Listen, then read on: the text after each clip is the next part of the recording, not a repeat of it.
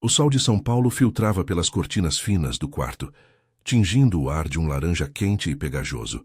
Era uma manhã de sábado, daquelas que prometiam um dia sufocante, com o asfalto da cidade já fervendo lá embaixo, na rua movimentada do bairro de Pinheiros.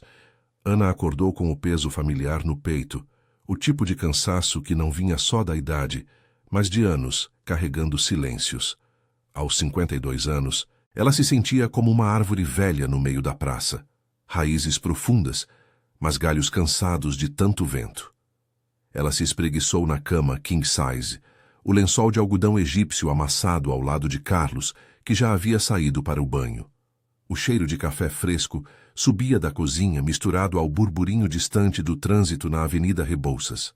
Ana se levantou devagar, os pés tocando o piso de madeira fria, e caminhou até o espelho do banheiro. Seu reflexo a encarou de volta.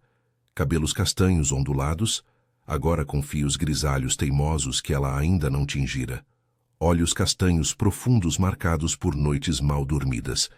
E uma silhueta que o tempo e as gravidezes haviam moldado com curvas suaves, mas firmes. Ela vestiu um robe leve, sentindo o ar úmido colar na pele.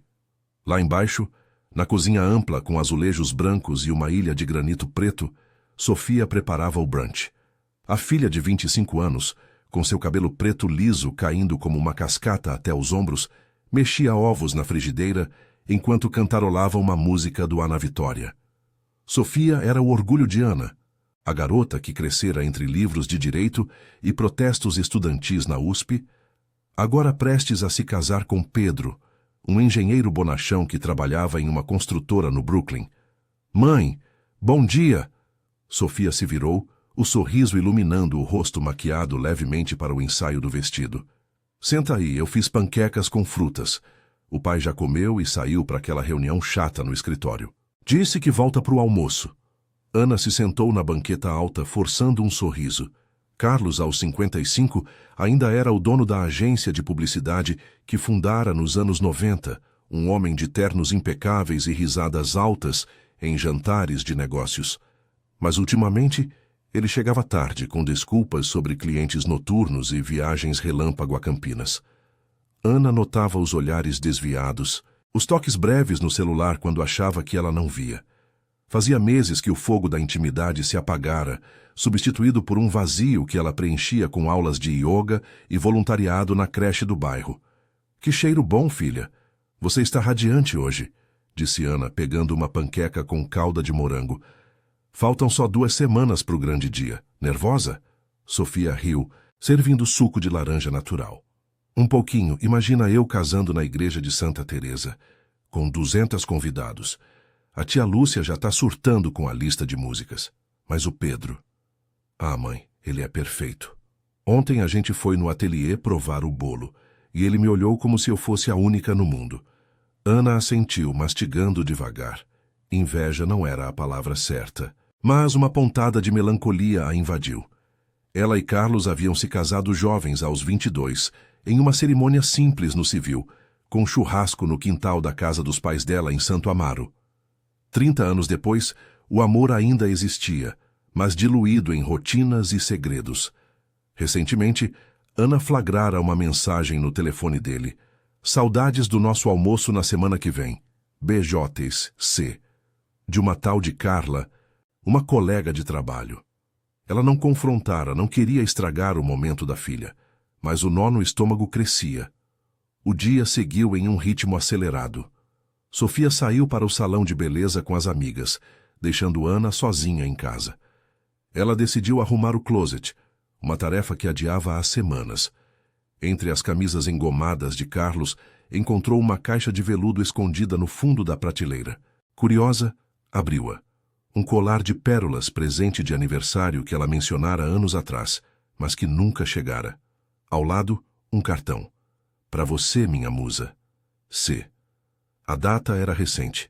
O coração de Ana acelerou. Carla. Devia ser para ela. As lágrimas vieram quentes, mas ela as enxugou rápido. Não hoje. Não agora. O telefone tocou, interrompendo o turbilhão. Era a irmã, Maria, ligando de Campinas. "Ana, tudo bem? Tô animada para o casamento. E aí, como vão os preparativos? Tudo nos trilhos, mentiu Ana, a voz firme. Sofia tá nas nuvens. Você vem na sexta, né? Conversaram por meia hora sobre flores, padrinhos e o cardápio de feijoada light para agradar os parentes vegetarianos.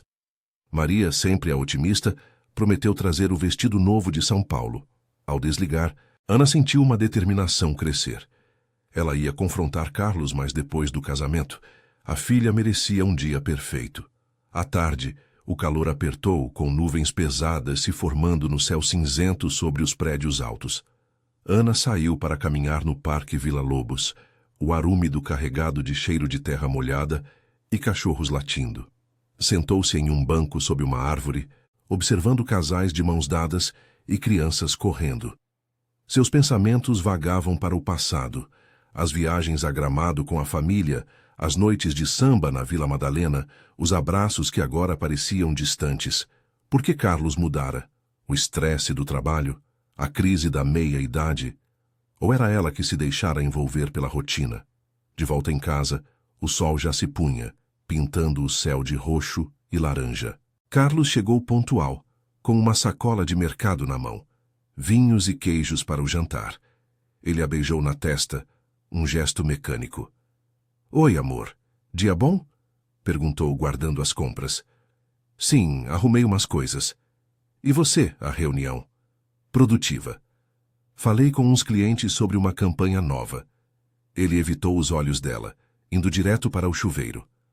O jantar foi tenso, mas disfarçado. Sofia voltou animada, contando sobre o manicure e as fofocas das amigas. Riram de uma história sobre o tio Zé que insistia em dançar forró na pista. Ana observava o marido, notando como ele sorria mais para a filha do que para ela. Depois, enquanto lavava a louça, sentiu uma dor aguda no peito. Não era o coração, mas uma cólica forte, como se o corpo protestasse contra o peso emocional. Naquela noite deitada ao lado de Carlos, que roncava levemente, Ana não dormiu. O casamento se aproximava, e com ele a promessa de um recomeço. Mas algo no ar, talvez o trovão distante ecoando da Serra da Cantareira, sugeria que surpresas viriam. Ela não sabia que nos dias seguintes uma febre inesperada a derrubaria, forçando Carlos a tomar decisões precipitadas, e que, no dia do sim eterno da filha, o passado deles colidiria de forma irreversível. Amanhã seria outro dia, mas o destino, como o trânsito caótico de São Paulo, já traçava rotas imprevisíveis. A febre veio como um raio no céu nublado de segunda-feira, daqueles dias em que São Paulo acorda envolta em uma garoa fina e insistente, que molha as calçadas da Avenida Paulista sem piedade. Ana sentiu o primeiro sinal na cozinha, enquanto preparava o café da manhã para Sofia, que saía cedo para o escritório de advocacia no centro. Um calafrio subiu pela espinha, seguido de uma onda de calor que fez sua testa suar. Ela se apoiou na bancada de granito, o vapor da cafeteira misturando-se ao ar úmido, que entrava pela janela aberta, carregado do cheiro de pão de queijo das padarias vizinhas em Pinheiros. "Mãe, você tá bem?" Sofia parou na porta, mochila nas costas, o cabelo preto preso em um coque prático. Seus olhos, iguais aos de Ana, franziram de preocupação. "Parece pálida." Ana forçou um sorriso abanando a mão. "Só um cansaço, filha. Vai que é a umidade dessa cidade maluca. Come seu café e vai, senão atrasa no metrô." Sofia hesitou, mas beijou a bochecha da mãe e saiu correndo, os saltos ecoando no piso de madeira. Sozinha, Ana sentou-se à mesa, o corpo pesado como chumbo. Ela tomou um gole de chá de camomila, mas o gosto amargo só piorou a náusea. Horas depois, quando Carlos desceu para o almoço, encontrou-a encolhida no sofá da sala, enrolada em um xale leve apesar do ar-condicionado zumbindo baixinho. A TV murmurava um noticiário sobre enchentes no litoral, mas Ana mal ouvia. "O que houve, Ana?" Carlos se aproximou, a gravata frouxa após uma manhã de reuniões na agência no Itaim Bibi. Seu perfume cítrico invadiu o espaço, misturado ao cheiro de cigarro que ele negava fumar. Ele tocou a testa dela e seus olhos se arregalaram. "Você tá queimando? Deita direito, vou chamar o médico." Ela quis protestar, dizer que era só uma gripe passageira, mas as palavras saíram fracas como um sussurro. O médico chegou em menos de 1 hora, um homem de meia-idade com jaleco amarrotado que auscultou o peito dela e prescreveu repouso absoluto, antibióticos e hidratação. Infecção respiratória aguda, comum nessa época chuvosa, diagnosticou, enquanto anotava a receita em um bloco amassado. Nada grave, mas precisa ficar de cama pelo menos 1 semana. O casamento é quando mesmo não pode piorar. 1 semana.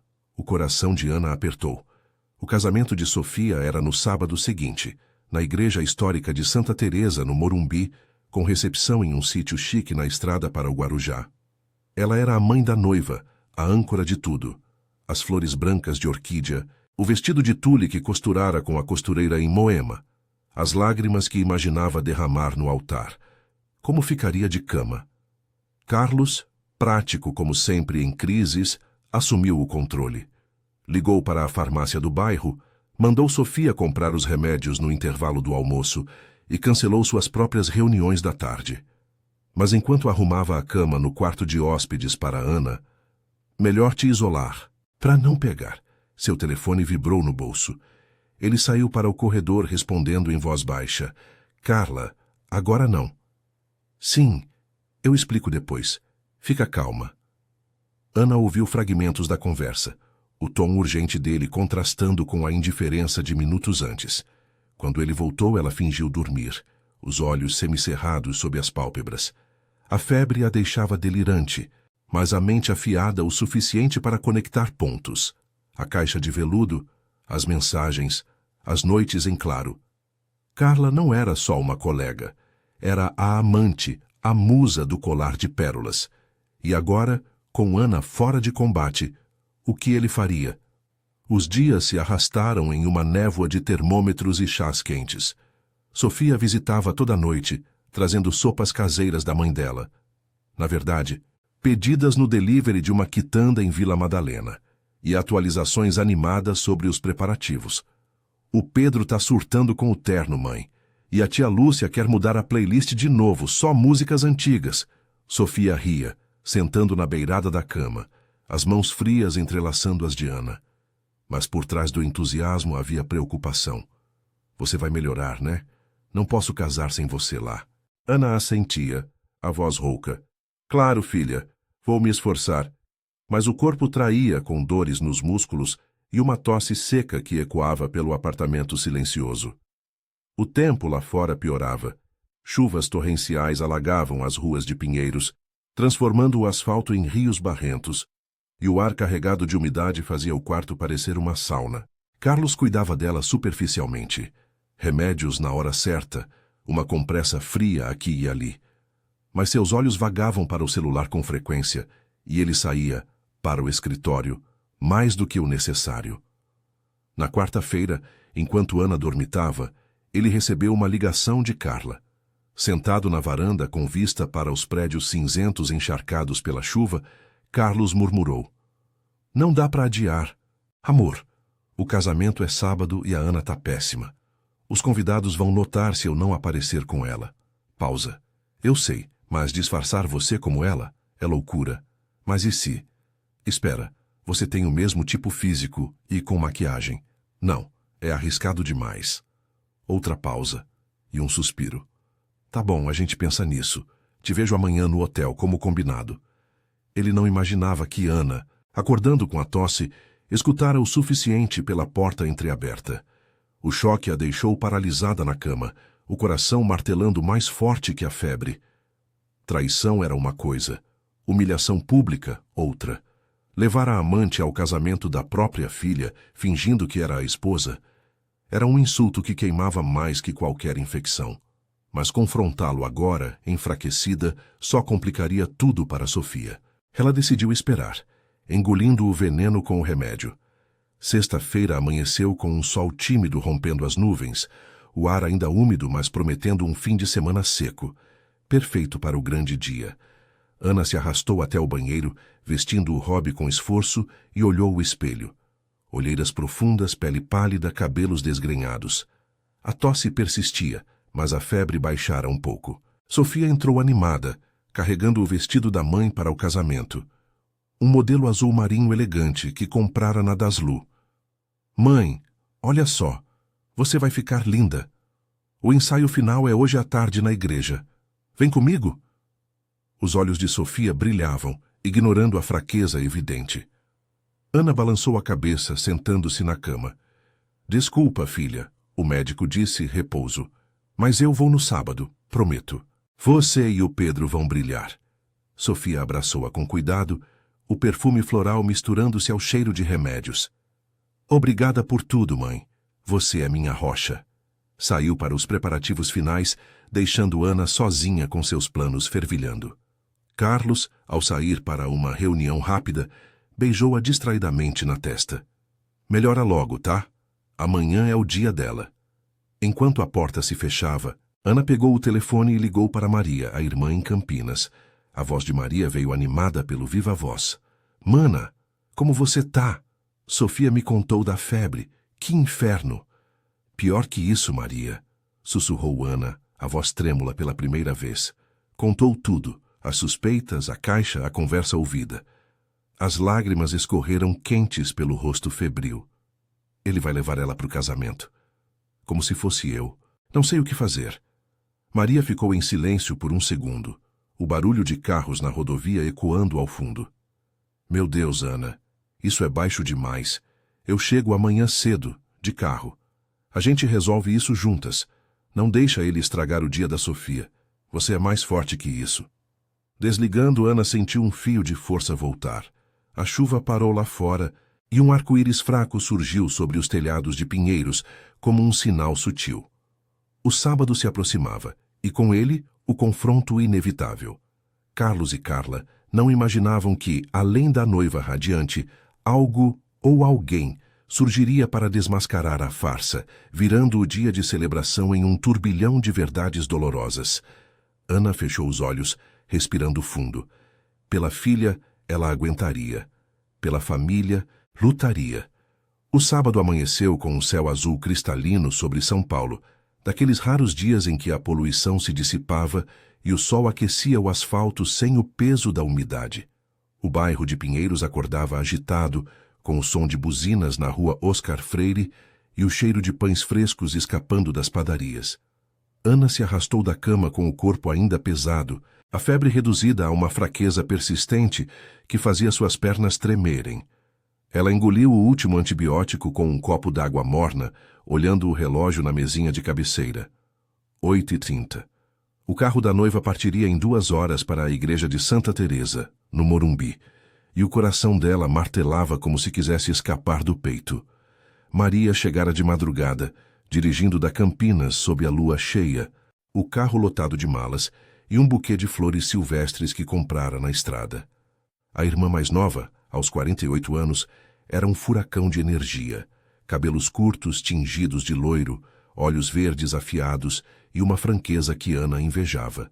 Elas se abraçaram no quarto, o perfume de Maria, algo cítrico e forte, misturando-se ao cheiro de remédios no ar. Você tá um caco, mana, murmurou Maria, ajudando Ana a vestir o robe. Mas a gente não vai deixar isso rolar. Eu vi o Carlos saindo cedo com uma cara de culpado. Ele acha que você tá aqui, de cama, mas a Sofia me ligou. Ele disse que te levaria no braço, mesmo fraca. Mentiroso. Ana assentiu, as lágrimas ameaçando voltar.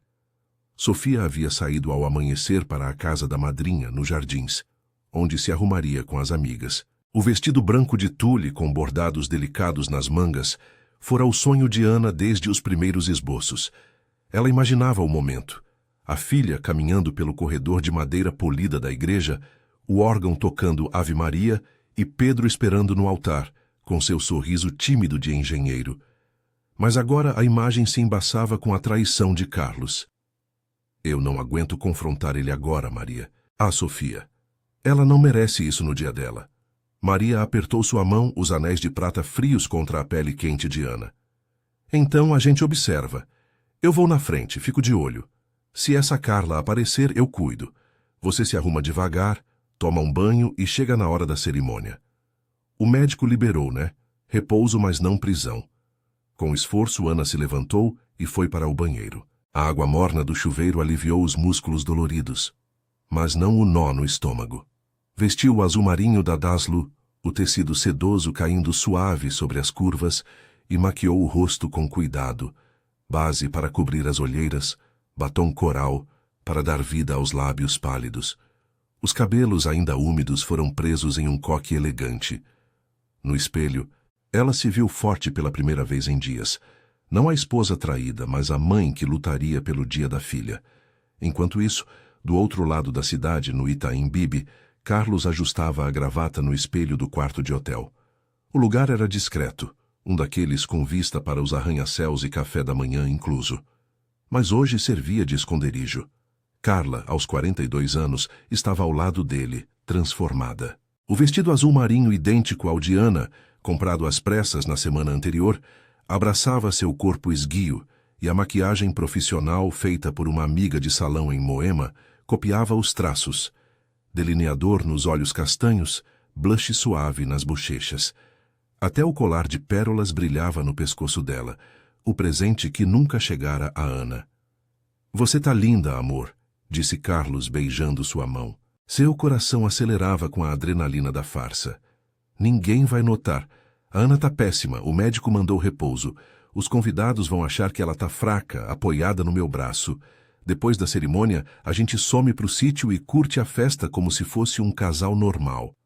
Carla sorriu, mas seus olhos verdes, diferentes dos castanhos de Ana, piscavam nervosos. Ela era designer gráfica na agência dele, uma viúva que entrara na vida de Carlos há 1 ano, em um happy hour regado a caipirinhas na Vila Madalena. O que começara como flerte virara paixão, e agora essa loucura para estar ao lado dele no casamento da filha. "Tá bom, mas e se alguém falar com ela? Eu não sei nada da família dela." "Fica calma, sorri, a cena diz que tá se recuperando. A Sofia vai estar ocupada com o Pedro. Vamos, o carro tá esperando." Eles saíram do hotel, o Uber preto deslizando pelo trânsito lento da Marginal Pinheiros, rumo ao Morumbi. O sol batia forte nos vidros e Carlos sentia o suor escorrer pela nuca. Não imaginava que Maria, já na igreja, observava a chegada dos convidados da varanda lateral. Os binóculos de teatro que trouxera de casa, um truque de detetive amador, focados na entrada. A igreja de Santa Teresa era um oásis de tranquilidade em meio ao caos paulistano. Fachada barroca branca, jardim com palmeiras e o sino tocando suavemente. Os 200 convidados enchiam os bancos de madeira, um mar de ternos claros e vestidos floridos, o ar perfumado por lírios e jasmins nas cestas ao redor do altar. Sofia chegara minutos antes, radiante no carro da madrinha, o véu esvoaçando como uma nuvem. Pedro esperava no presbitério, ajustando o paletó, o rosto corado de emoção.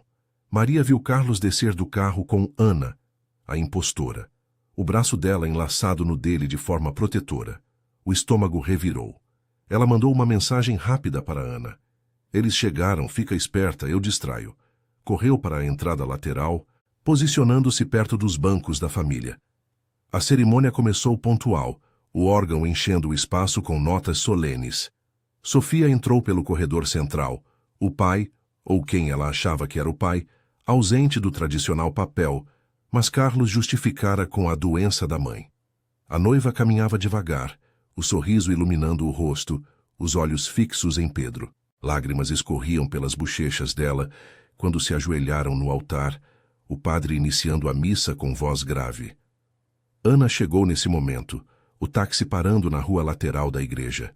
Ela desceu com as pernas bambas, o sol quente batendo na pele exposta. O coração disparava, uma mistura de febre residual e raiva. Viu pela fresta da porta Carlos e Carla no banco da frente, ela fingindo enxugar uma lágrima com um lenço de renda. Sofia, alheia, trocava votos com Pedro. "Eu te amo, na saúde e na doença, para sempre." Maria avistou Ana e correu para ajudá-la, guiando-a para um banco vazio nos fundos. "Agora não, mana. Espera o momento certo, olha a cara dela, tá suando frio." Durante a comunhão, quando os convidados se levantaram em filas, Maria se aproximou do casal. "Que bom te ver de pé, Ana", disse alto o suficiente para Carlos ouvir, os olhos cravados em Carla. "A febre passou? Você parece diferente. Mais loira, talvez?" Carla gaguejou, o sorriso congelando. Ah, oi, Maria. Sim, tô melhor. O remédio milagroso. Carlos puxou o braço dela, sussurrando. Fica quieta. Mas o dano estava feito. Convidados viraram a cabeça, cochichos se espalhando como fumaça. Sofia, do altar, franziu a testa, mas o padre continuou. Ana observava tudo, o peito apertado. Quando a missa acabou e os noivos saíram para assinar os papéis na sacristia, ela se levantou devagar, caminhando pelo corredor vazio. O sol entrava pelas vitrais coloridas, tingindo o chão de vermelho e azul. Chegou à porta da sacristia, onde Carlos e Carla esperavam os flashes dos fotógrafos. Carlos, disse Ana, a voz rouca mas firme, ecoando no silêncio. Todos pararam. Sofia virou-se, os olhos arregalados. Ele empalideceu, o braço soltando Carla. Ana? Como? Você devia estar. De cama? Ela avançou, o vestido azul idêntico ao da impostora destacando a semelhança cruel. Eu ouvi tudo. A febre passou o suficiente para eu vir, e para ver isso. Sofia ofegou, olhando de um para o outro. Mãe, o que está acontecendo? Carla recuou, o colar de pérolas balançando. Maria surgiu ao lado de Ana, o celular já gravando discretamente. O ar da igreja, antes festivo, pesou como chumbo. Pedro abraçou Sofia, confuso, enquanto convidados se aglomeravam na porta. Carlos gaguejou. Amor, é um mal-entendido. Ela é só uma. Colega? Cortou Ana, as lágrimas finalmente caindo. Levar a amante para o casamento da nossa filha? Você achou que eu não viria? O flash das câmeras piscou, capturando o caos. Sofia soluçou, o buquê caindo no chão de mármore. O dia perfeito se partia, mas Ana, pela primeira vez, sentia o peso se dissipar. A verdade, dolorosa como era o começo de algo novo. E o que viria na recepção, no sítio à beira-mar, ainda reservava mais surpresas, confissões, brigas e talvez um vislumbre de redenção para a família despedaçada. O sol do meio-dia castigava o jardim da igreja de Santa Teresa, filtrando-se pelas folhas das palmeiras e lançando sombras dançantes no chão de pedra rachada. O ar ainda carregava o perfume pesado dos lírios, murchando nas cestas, misturado agora ao suor nervoso dos convidados que se aglomeravam na porta da sacristia, murmurando como um enxame de abelhas agitadas. Sofia, com o véu desalinhado e o buquê esmagado na mão trêmula, olhava para a mãe como se o mundo tivesse desabado. Seus olhos, inchados de lágrimas, alternavam entre Ana e Carlos, o vestido branco de tule agora amarrotado contra o corpo que tremia de choque. Pai, isso é verdade? A voz de Sofia saiu rouca, quebrada, ecoando no espaço confinado da sacristia. O padre, um homem idoso com batina impecável, recuou para o canto, cruzando os braços em silêncio respeitoso, enquanto Pedro, o noivo, tentava envolvê-la com um braço protetor, seu rosto pálido de confusão. Carlos, com a gravata frouxa e o suor escorrendo pela testa, estendeu a mão em direção à filha, mas parou no meio do gesto. Sofia, filha, não é o que parece. Eu só queria que o dia fosse perfeito. A sua mãe estava doente e eu. Perfeito? Ana interrompeu, a voz ganhando força apesar da fraqueza que ainda latejava nos ossos. Ela se apoiou na porta de madeira entalhada, o azul marinho do vestido contrastando com o branco imaculado da noiva. Seus olhos, avermelhados pela febre recente, fixavam-se em Carla, que se encolhia contra a parede. O colar de pérolas agora parecendo uma gargantilha de vergonha. Você planejou isso, Carlos? Eu ouvi você no telefone. Levá-la como se fosse eu no casamento da nossa filha. Que tipo de homem faz isso? Carla, com o rosto maquiado escorrendo em listras pretas de rímel, gaguejou algo inaudível, os olhos verdes desviando para o chão de azulejos frios. Eu não quis. Foi ideia dele. Eu só. Cala a boca! Explodiu Maria, avançando com o celular ainda na mão, a tela piscando com a gravação em curso. Sua voz cortou o ar como uma sirene, o sotaque campineiro carregado de raiva. Você invadiu a família da gente, sua interesseira. Sai daqui antes que eu chame a polícia por falsidade ideológica ou sei lá o quê. Isso é humilhação pública. Os convidados, uma mistura de tios remotos de Santo Amaro, colegas de trabalho de Pedro no Brooklyn e amigos da faculdade de Sofia na USP, formavam um semicírculo na entrada, os flashes dos celulares capturando o drama como se fosse uma novela ao vivo. Um tio mais velho, o Zé de bigode grisalho, murmurou: "Meu Deus, que palhaçada é essa?", enquanto a tia Lúcia, com seu vestido floral exagerado, abanava o rosto com um leque, os olhos arregalados de escândalo. Sofia desabou nos braços de Pedro, os soluços ecoando altos. "Como vocês puderam? No meu dia. Pai, você me prometeu que tudo ia ser lindo. E mãe, por que não me contou antes? Eu teria. Ana se aproximou devagar, ignorando a dor aguda no peito que não era febre, mas o peso de anos de silêncios acumulados. Ela tocou o ombro da filha, o tecido do véu macio sob os dedos trêmulos. "Eu quis proteger você, filha. Não queria manchar isso, mas a verdade. Ela sempre aparece, né?" Como o trânsito na marginal, inevitável. Carlos caiu de joelhos no chão frio, as mãos no rosto, o corpo alto agora curvado como um homem derrotado. "Ana, me perdoa. Foi um erro. A Carla. A gente se envolveu no trabalho, nos happy hours. Eu estava perdido, a agência em crise, você sempre ocupada com a yoga e a creche. Mas eu te amo, juro. Isso foi loucura, eu sei." "Amor?" Ana riu, um som amargo que ecoou pela sacristia. "Amor não mente, não trai, não transforma o dia da filha em circo. Você me trocou por ela, Carlos. O colar que achei na caixa. Era para ela, né? Anos fingindo que era pro meu aniversário." Carla, incapaz de aguentar mais, correu para a porta lateral, tropeçando nos saltos altos e desaparecendo no jardim ensolarado, o vestido azul idêntico agora a uma bandeira de rendição. Os convidados abriram caminho, alguns cochichando "que vergonha", outros ligando para parentes distantes em tempo real. Maria seguiu-a com o olhar, mas voltou para abraçar Ana, sussurrando: "Você foi forte, mana. Agora deixa ele apodrecer na própria sujeira." Pedro, sempre o prático, o engenheiro que calculava riscos em projetos de pontes, interveio com voz calma. "Gente, por favor, isso é o casamento da Sofia. Vamos para a recepção. Lá a gente conversa direito. Não estraga tudo por causa disso." Sofia ergueu o rosto, os olhos vermelhos fixos na mãe. "Mãe, eu não sei o que sinto. Raiva, tristeza. Mas você veio, você lutou. Obrigada." Elas saíram da sacristia juntas, Ana e Sofia de braços dados, o buquê recuperado no chão. O carro da noiva, um sedã branco alugado com laços de cetim, esperava na rua arborizada do Morumbi, o motor ronronando suavemente. Os convidados seguiram em comboio para o sítio na estrada para o Guarujá, 1 hora de viagem pelo Rodoanel, onde o mar azul se estendia além das dunas.